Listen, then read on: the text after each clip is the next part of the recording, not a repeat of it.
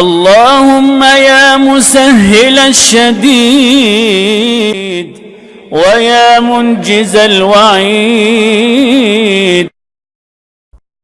أن سجود التلاوة أصلا متى يقع؟ يقع إذا قرأ الإنسان آية سجدة. بعض أهل العلم يرى الوجوب واحتج بقول الله جل وعلا فما لهم لا يؤمنون وإذا قرئ عليهم القرآن لا يسجدون، وجمهور أهل العلم على أنه ليس بواجب، وهو الأرجح والعلم عند الله. لكن سجود التلاوة لا يخلو من أحد حالين: إما أن يكون الإنسان أصلا يقرأ من المصحف، وأصلا لا يقبل أن يقرأ من المصحف إلا إذا كان طاهرا، إذن هنا لا إشكال، لأنه عندما يقرأ آية السجدة ويسجد فلا إشكال هنا.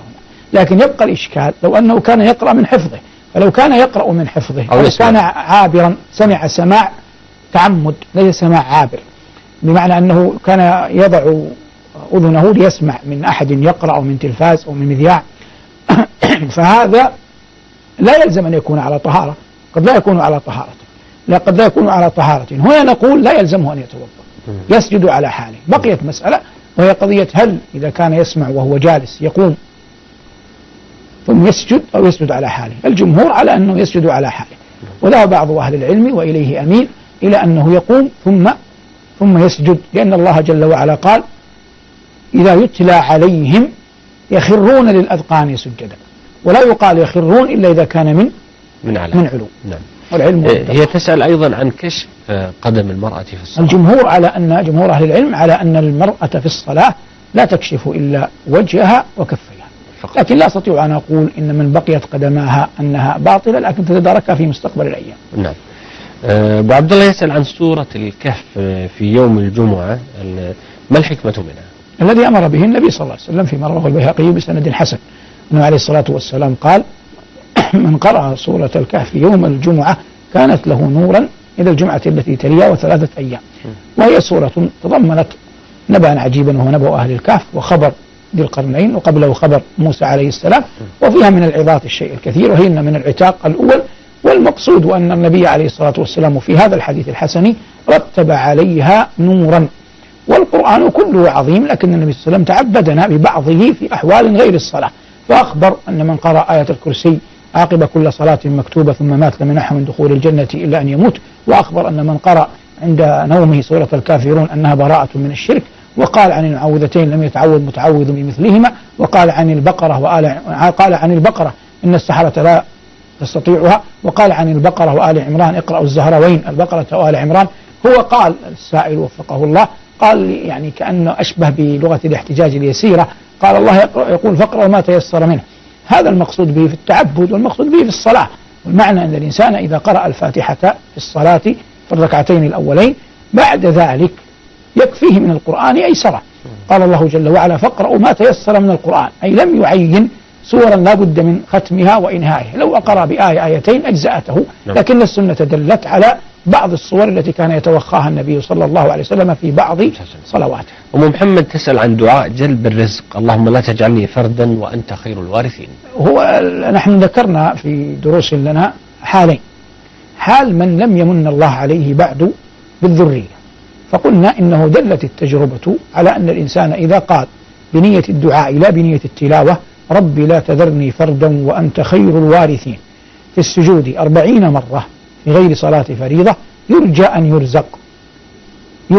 أن يرزق ذرية. ولا يمنع هذا مثلا من كان عنده ذرية ثم انقطع، يعني رزق غلاما ثم انقطع أو جارية ثم انقطع، أن يقولها هذا من هذا، يعني لا حرج، لأن الاستكثار من الخير محمود، والله جل وعلا قال عن أنبيائه ورسوله وجعلنا لهم أزواجا وذرية. هذه حالة الذرية. الحالة الثانية جلب الرزق، الله جل وعلا قال حسبنا الله سيؤتينا الله من فضله ورسوله إنا إلى الله راغبون. بينا في دروسنا في شرح تفسير سورة التوبة أن الإنسان إذا ضاق به الرزق وشحت به الوظيفة أو تعذرت عليه أن يقول حسبنا الله سيؤتينا الله من فضله إنا إلى الله راغبون، يتأول الآية كاملة سيؤتينا الله من فضله ورسوله، لكننا في الدعاء لا نقول ورسوله، لأن النبي صلى الله عليه وسلم ميت في قبره يحيا حياة برزخية وروحه في أعلى عليين في المحل الأسنى والملكوت الأعلى صلوات الله وسلامه عليه. ولما كان حيا كان يمن على بعض الصحابة بما يسر الله له. الله يقول وإذ تقول للذي أنعم الله عليه أي بالإسلام وأنعمت عليه أي بالعتق فهذا في زمنه في حياته صلى الله عليه وسلم. أما وهو ميت فمحال. والله قال عنه أنه ميت، إنك ميت وإنهم ميتون. فيأتي بعض الناس يقول النبي صلى الله عليه وسلم يرد علينا السلام، إذن هو حي. هذا رد للقرآن، عدم فهم للقرآن. هو نقول حي حياة برزخية، لكن الله جل وعلا سماه ميت، قال إنك ميت وإنهم ميتون، وقال كل نفس ذائقة الموت، وهو يقول يكاد أن يأتيني أجلي صلوات الله وسلامه عليه. والمقصود أن الإنسان لو قال إذا ضاق به الرزق حسبنا الله سيؤتينا الله من فضله إنا إلى الله راغبون، أرجو أن ينال خيرا إن شاء الله. قضية تحديد العدد هل هي يعني مستندة؟ تحديد العدد قلنا تجريبي، دام تجريبي يعني لا نتكلم عن عبادة. لو قلنا من قالها 40 مرة كان له أجر كذا، أو قالها تعبدا محضا ذكرا، لكن العدد 40 لكن العدد 40 عدد مبارك في القرآن. الله جل وعلا قال حتى إذا بلغ أشده وبلغ 40 سنة، وقال ووعدنا موسى 40 ليلة، وفي الحديث إن أحدكم يجمع في بطن أمه 40 ليلة 40 يوما. وجاء في الحديث كذلك أنه قضية بين النفختين قال فيمكث الناس 40. فالعدد 40 دل القرآن على أن له شأنا. ما هو العلم؟ وأن يرزقك الله فهما تستنبط فيه من القرآن. لكن بعض الفضلاء من الناس لا يقبلون مثل هذا، وهذا عجيب منهم وأنا أعذرهم. يقول من قال بهذا؟ ولو ما أخذنا بهذه القضية من قال بهذا من قال بهذا من قال بهذا، سنأتي في كل عصر كلما ظهر شيخ من السنة الأولى للنبوة، من السنة الأولى لبعد وفاة النبي صلى الله عليه وسلم، نقول من قال بهذا من قال بهذا، ولن يصبح بأيدينا أي شيء، ولن يكون هناك علما. وعلي رضي الله تعالى عنه قال إلا فهما يؤتيه الله من يشاء في كتابه.